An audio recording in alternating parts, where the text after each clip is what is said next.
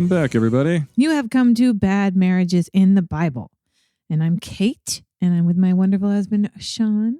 Hello, everyone. And we are the founders of Dandelion Ministries, where we create space for people to experience the grace of Jesus Christ in their place of need, to really know his grace where they need it.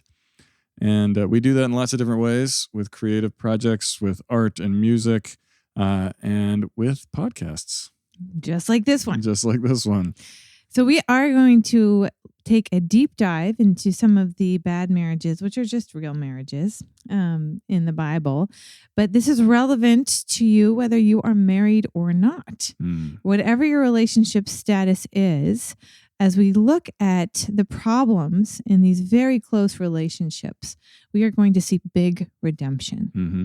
And that is something that matters regardless of your relationship status, to see how God redeems big messes.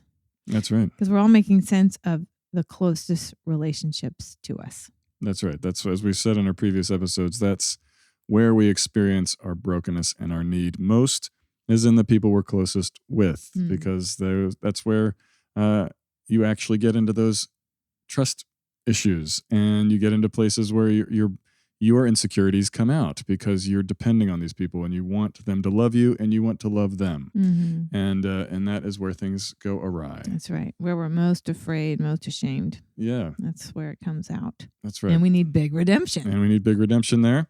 We saw it in our first few episodes when we were looking at Adam and Eve, and we were getting to the bottom of how this all went a little sideways on us, to say the least. And we saw that the serpent tempted Adam and Eve and began to attack their relationship with God first, their trust in him. He started to say that God is a liar, and Adam and Eve started to doubt God's goodness to them. And that quickly then infected their marital relationship, their relationship with each other. And we see that play out in the fact that they began to blame one another and point the finger. And the whole idea of self-preservation came into view. And it has been a problem ever since. But God did not delay at all in promising big redemption and bringing it to Adam and Eve. And he had swift judgment on the tempter, the liar, the snake, or Satan. And he promised Eve and Adam, but Eve, that an offspring would come from her who would crush Satan's head and would undo all of the wrong that we have done. That's right. Yeah, it was the promise, the first promise of Jesus in the Bible, and it comes immediately after the sin enters the picture. And it's before any judgment against Adam and Eve. It's all judgment against Satan and his lies. And it's good news. And it is the context in which we read all of these other stories. And we're going to see that again today as we move from Adam and Eve down the line. The Bible spends a few chapters in Genesis walking us through their genealogy down to Noah, and then from Noah on to the Tower of Babel, and then now on to Abram and Sarai. We're in chapters Genesis 11 and 12. That's right. And so God is going to keep his promise, and he reveals himself to Abraham, who was a successful businessman in the ancient town of Ur, which we know from history worshipped the moon god. And so we see, and he's already in his 70s. By the time we catch up with him. Yeah, Genesis 12, he's 75. He's already a chieftain. Well, he's done very well as a shepherd. Yes, has many herds, which we don't relate to very well here. And, I mean, some of us do that are ranchers in the U.S., but I definitely experienced it when I was in Africa this past summer. I got to spend time with some different families, and they still definitely measured their wealth by the amount of animals they had. Yes. It was fascinating to hang out with them. Yeah. The more animals, the more wealth. Yep. You have more land, you got more goats, you got more cows. Right. You're a man of influence. Yes. And so, so this is, a first testimony of somebody who is not a Christian. He did not know the God, you know, this promise carrier of Adam and Eve, and he did not know he was worshiping another God, and he was a community leader, an influencer, and God breaks into his life. He wasn't looking for God. He wasn't searching or seeking or doing anything.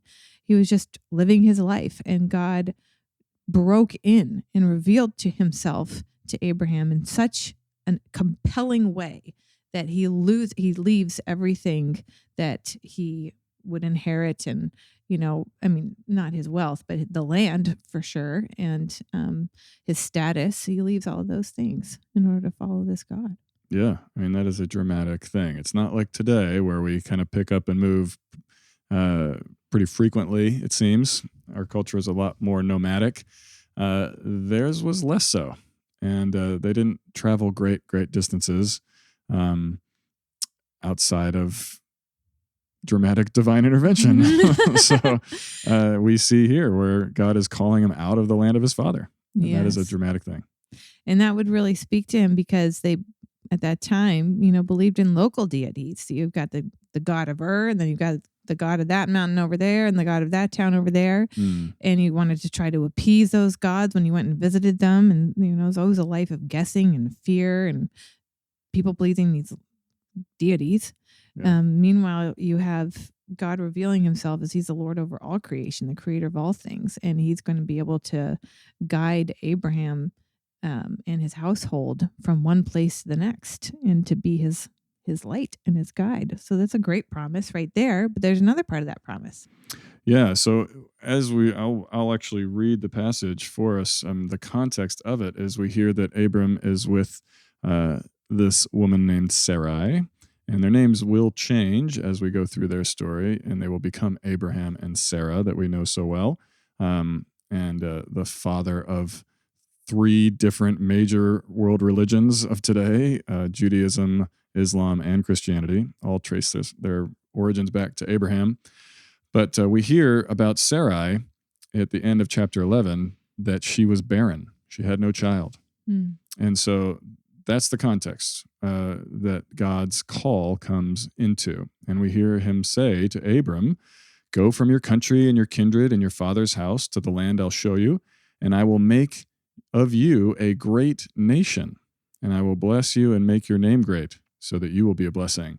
And he goes on and says, all the families of the earth shall be blessed in you. And as they're traveling, they do go. They leave Ur, and as they're traveling, they go through the land of Canaan. And it's there, while they're traveling through there, that God again speaks to Abram and says very specifically, to your offspring, I will give this land. So he's telling Abram and Sarai that you're going to have a family. You're going to have offspring. But they are in their 60s and 70s. So that is a challenge. She is. I should say so, even for modern medicine. Yes, she's postmenopausal. So guys definitely see, there are definitely some old guys out there that have had babies at very old ages, but they are not often with a woman in her 60s. Yes. And so that this is an impossible promise. It's an impossible promise for them. That's right.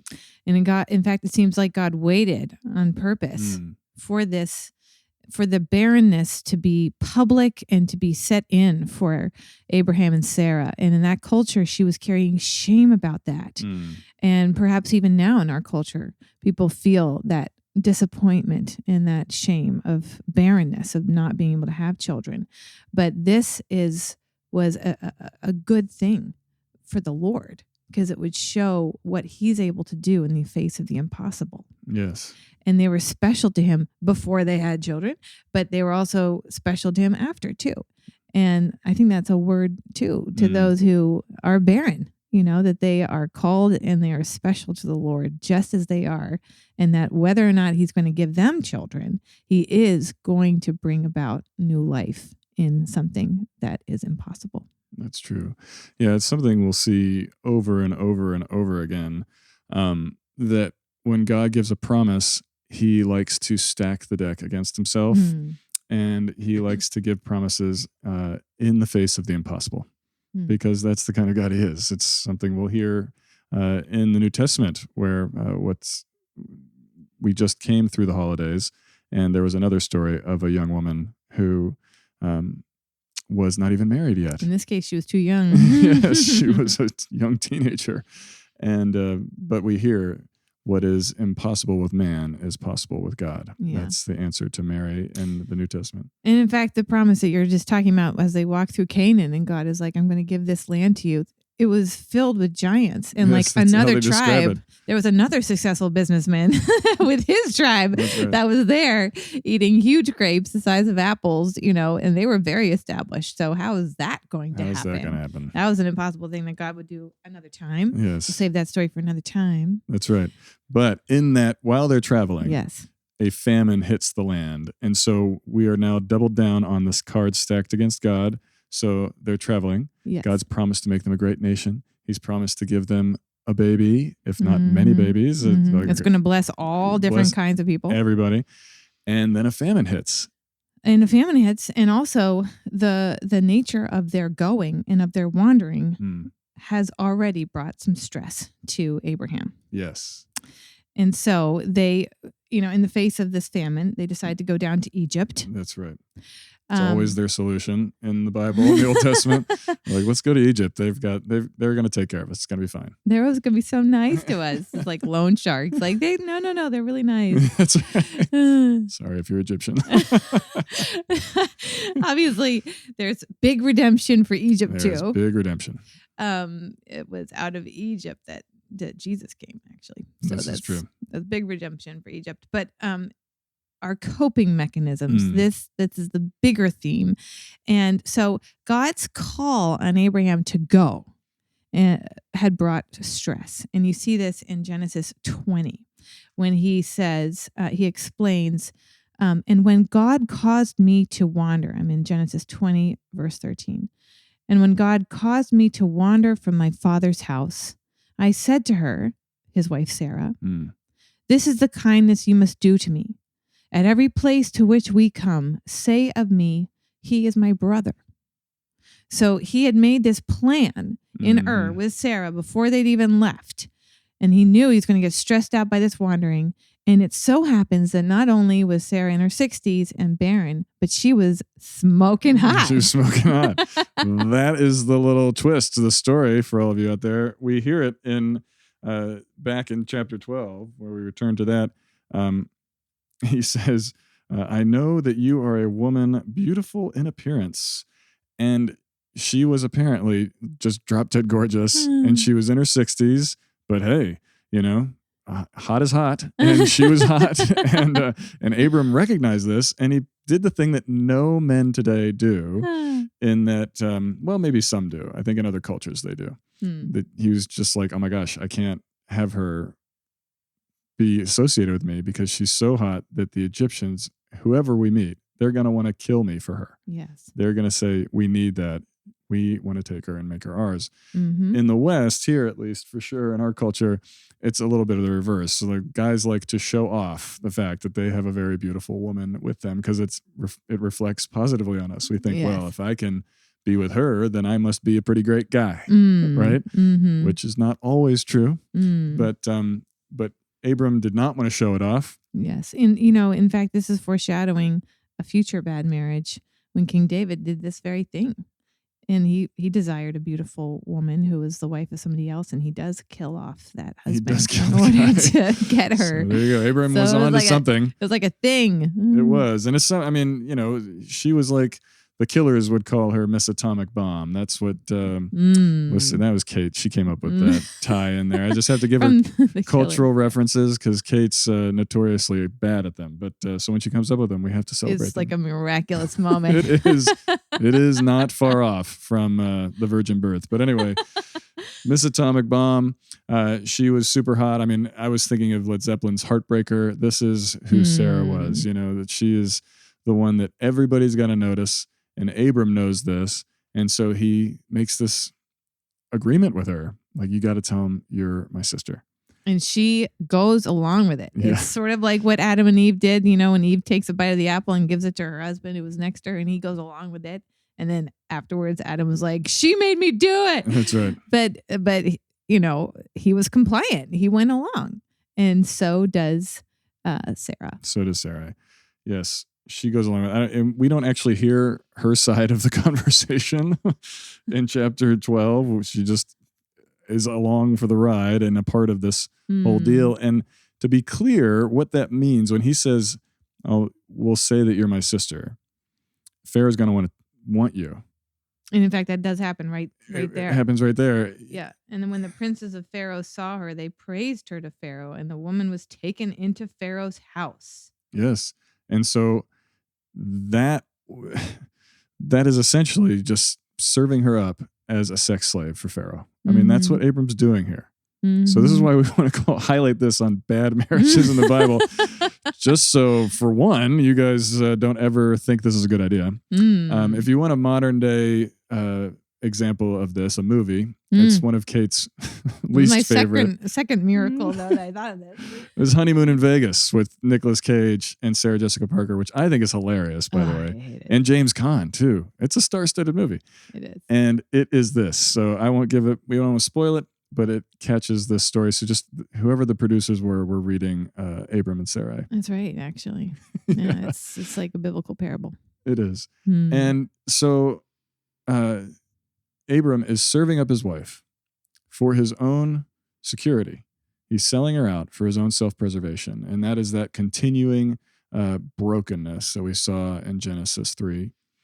And it says it right after what Kate just read. And it says, and for her sake, he, Pharaoh, dealt well with Abram.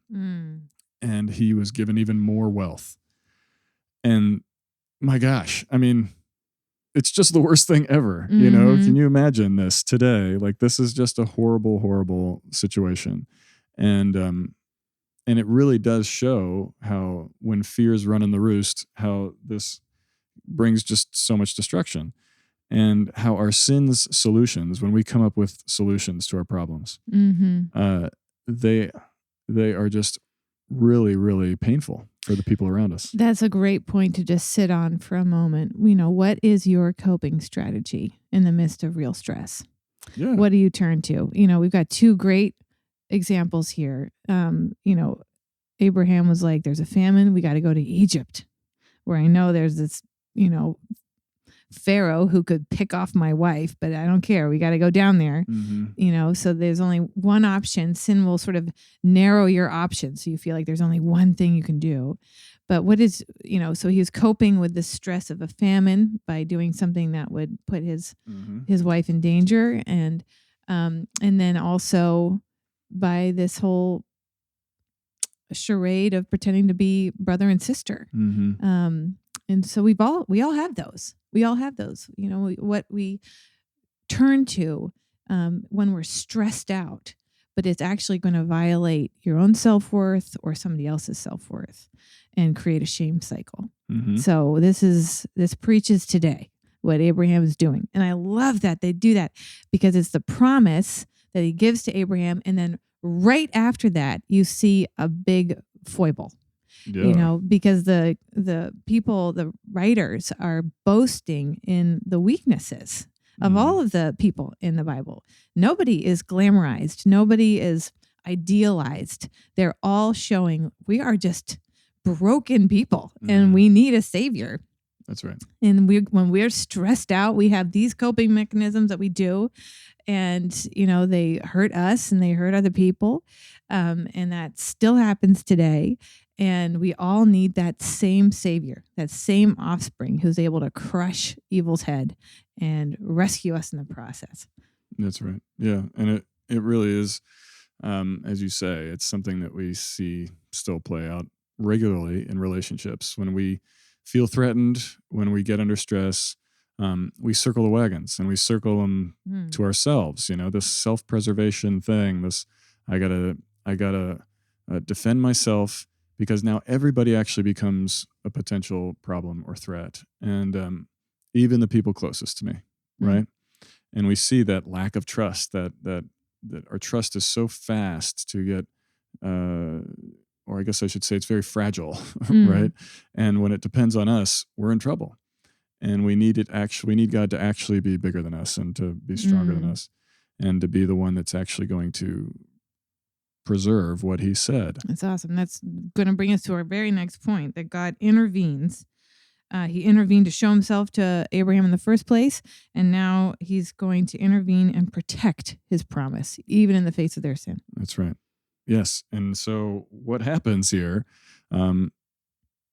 it's important also just to highlight one more time, or maybe in addition, that Abram's solution is really throwing a wrench into the whole promise itself, that she's supposed to bear a child for him. They're supposed to be the parents of the beginning of this promise, right? Where there's going to be offspring that continues that promise from Genesis 3:15. And what he does is he sells her out to Pharaoh. And so it doesn't say specifically here, but we can assume that maybe they actually were able to, Pharaoh was able to have his way with her at that time. I don't know. But either way, he is throwing her into danger, and the promise is under threat very, very greatly because of Abram's actions and Sarah's complicitness in it. Yes. And so God breaks in. Yeah. And it says, God afflicts Pharaoh and his house with great plagues because of Sarai.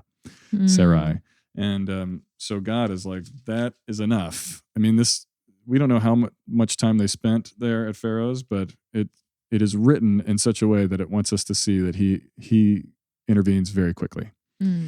And he says, this is enough of this plan.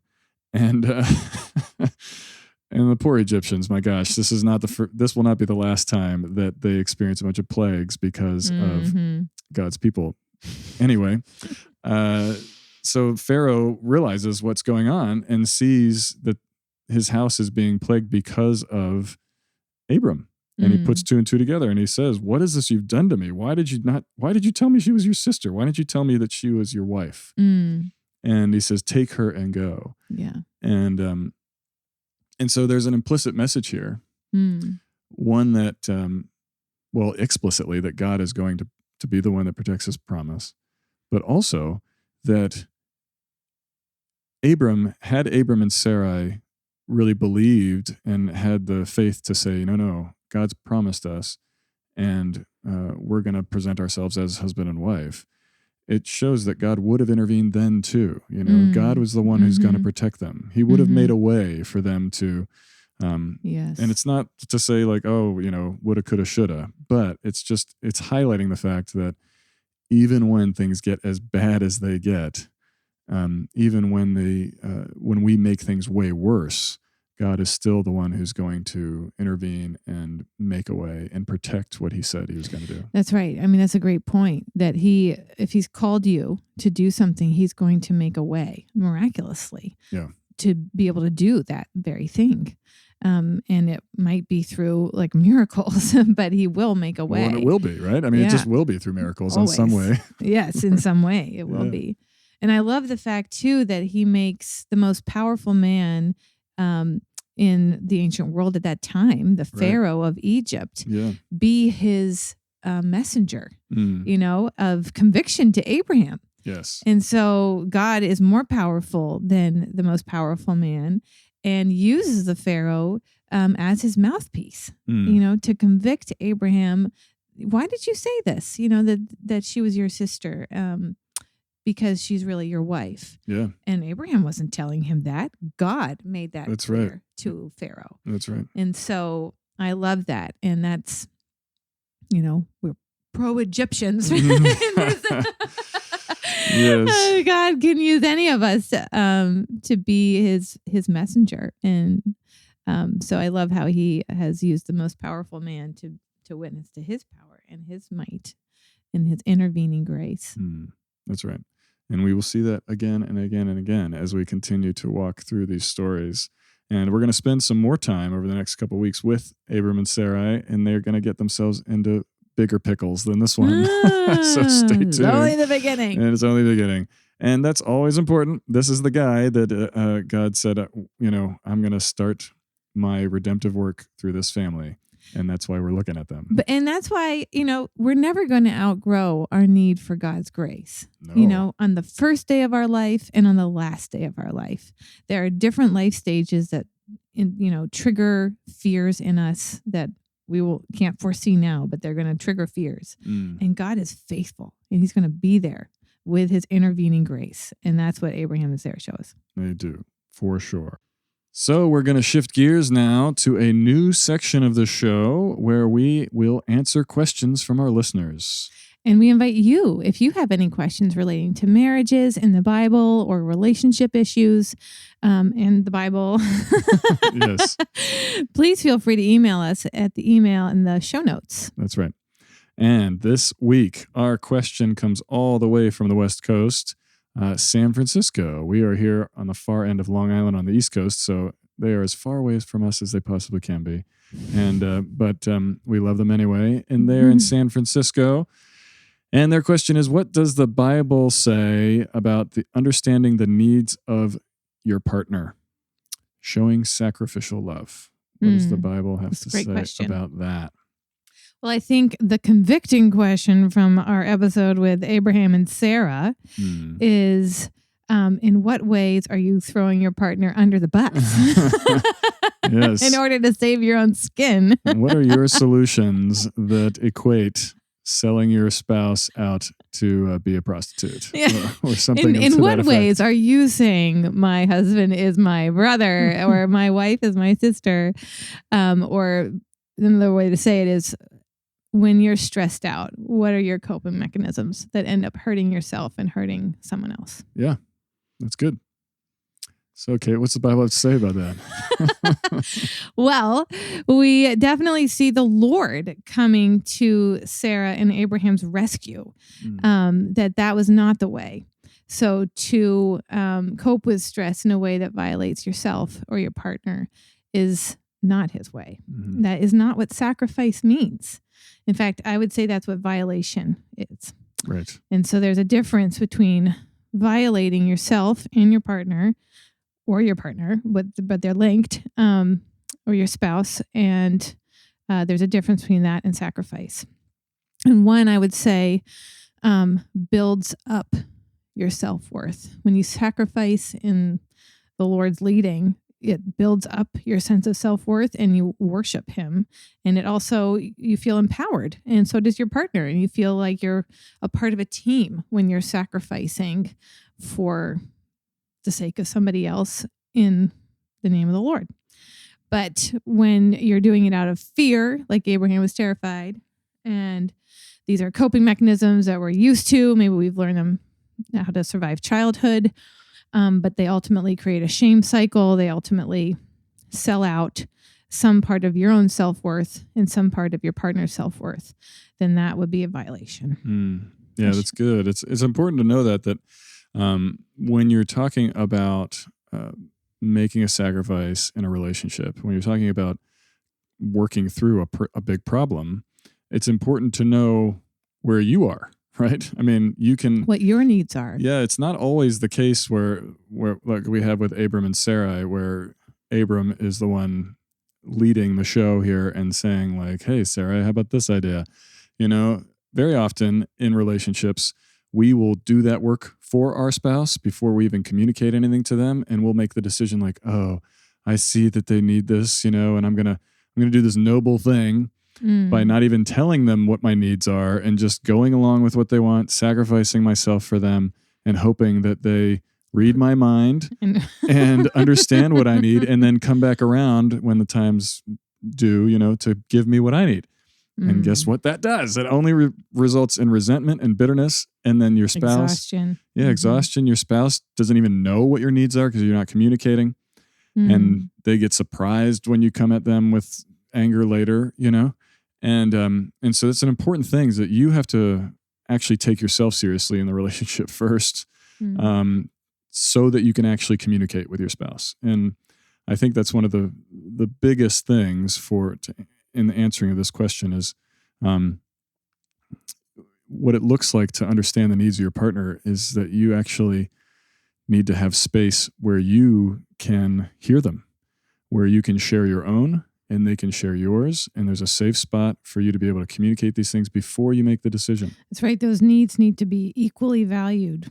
You need to value your own needs as well as theirs, and they need to value their own needs as well as yours. That's right. And then the other thing you said earlier was that's sort of a hallmark of codependency, where you do the work for the other person without even asking. Mm-hmm. And so by talking about it, by saying, this is what I'm thinking or feeling, is that right? Sort of checking it with the other person versus trying to mind read. One of the most helpful things for me to become aware of what my needs are is to start listening to where my resentments are.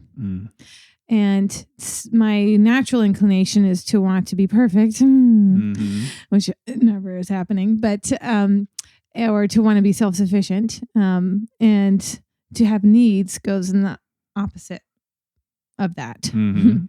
But it's very helpful wherever I might be starting to feel anger or resentment or exhaustion. My tendency would be to minimize that or to deny that, but instead turn the volume up on that and to start becoming aware of, oh, wait, I think I have been going along with something that is actually violating me, or that is not healthy for us, or that I feel unsettled about. And that can be a key to begin that dialogue. And you might need a third party to make it a safe place. That's true. To really hear those other needs. We've needed a third party. Absolutely. Yeah. I mean, you definitely need help. Always. We always need help from the outside. You can't do this alone. And because the plain fact is, too, the way you've learned to relate to each other and the way you've learned to relate to anybody was formed in the context of others, your family of origin and your past experiences and all that. So you're bringing a lot of people to the party already anyway, whether or not you're acknowledging their presence. And so it helps to have an objective third party often. And so we're big advocates for that. But that is really important. I mean, I think it is hard often to make these sacrifices, but it's so much easier when you felt heard. When you felt understood and when they feel heard. And then you guys can actually tackle a lot together. I mean, it's something that, modern examples that we have are where it's kind of gone awry has been Tom Brady and Giselle last year. It was very, very sad. Tragic. I mean, both beautiful people and wildly successful. And he couldn't make sacrifices in his career of football for his family. And the marriage fell apart, and he's been very open about his identity being deeply connected to football. So it's sad. That's a real sad thing to see happen. But it doesn't mean you can't tackle great big career choices or calls or problems and make those sacrifices and still be wildly successful. I mean, or do something really hard, Another example that I read recently was John Adams. I read his biography a year ago. And he and his wife, Abigail, famously corresponded a lot, wrote lots of letters to each other. So we got to see how they navigated the huge demands upon them, where he was an ambassador trying to raise money for the revolution. He was the vice president. He was the president. All those things. And Abigail was with him in all of that. And she was on board with all of that call. And he took her seriously and listened to her and her opinions on things. And so there was safety there, and you could tell that they both felt valued and honored, and they both also saw the value in making the sacrifice because they had a common cause. And that helps.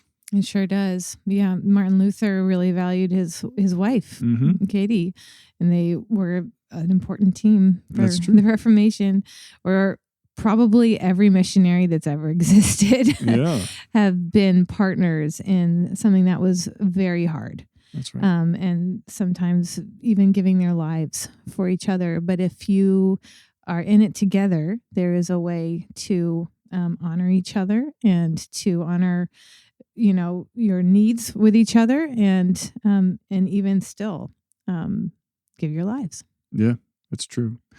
So we will probably revisit that subject matter, I'm sure, as we go along. It's a great question from our friends out in San Francisco. And again, if you want to send questions to us, please do so. There'll be an email address in the notes. And Kate, you look like you have something to say. Well, we have to end with good news because all of these suggestions that we've made perfect. are all fall under ways that we can love each other better, which is summarized in the law. That's right. Love your neighbor as yourself. You don't need any books, self-help books out there. Just go read the 10 Commandments. Yeah, just go love better. And so we've made some great suggestions. Brene Brown's always coming up with great suggestions on how to love each other better.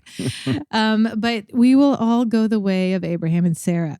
And sadly, we will learn through our weaknesses. Yes. But they have very good news because God was faithful to his promise to Eve and Adam and to Abraham and Sarah all the way down to us. And Jesus did come and he did give his life and he did crush Satan under his foot. And he has forgiven all sorts of husbands and wives and singles and all sorts of people. And he's in our midst. And that's what Paul ends with, is that Jesus loves us the way a husband loves his bride and has given his life and has washed us and cleansed us. And so he's the one that's in our midst. He's the safe space. He is the one enabling communication. He was the one fleshing out the coping mechanisms for Adam and Sarah, Adam and Eve and Abraham and Sarah, yes, and you and me, because his redemption is bigger and stronger. That's true. Amen. Well done. Well, if you like our show, we are so grateful and we would love for you to subscribe to it. Please do so. And you can do that on whatever platform you are listening on. And we ask that you would share that with your friends and family. Let them know. And if you are listening to us in the Apple Podcast, we'd ask that you would give us a little review and tell us how we're doing. And reviews help us apparently move up in the algorithm. If they're positive ones. Yeah. That's right. Please do so. And it's just another form of the law and algorithms. But anyway, we would love to have you review us. And we are grateful for you listening. And we will see you next time. Bye-bye.